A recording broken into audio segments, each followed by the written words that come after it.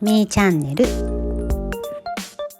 皆さんおはようございます。こんにちは、こんばんは。アラフィフ移住サーファーみーです。サーフィン歴2年と3ヶ月、湘南移住して8ヶ月、もうね、すっかり寒くなったと思ったら、今日はなんとね、もう気温が19、20度ぐらい、はい、あって、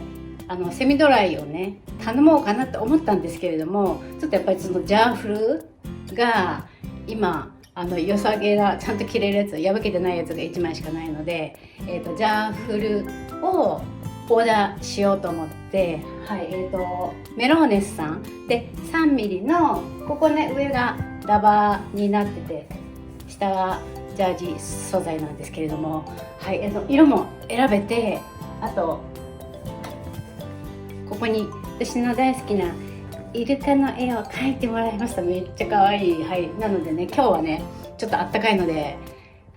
寒いと思うんですけど、鵠沼海岸はもう、ザブザブでチョッパーで、水族館前はもうねクローズって書いてたんですけど、さっき見たら、4、5人入ってたので、そして、東浜とか多分その漁港とかは混雑って書いてたので、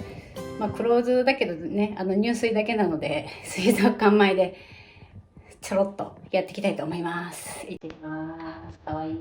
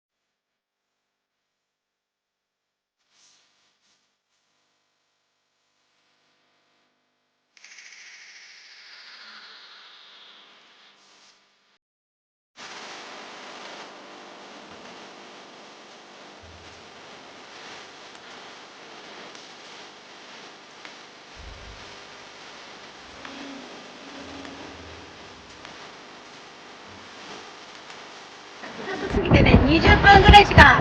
入ってないけど、2、3本ちょろっと乗れたんでよかった。ほぼ貸し切り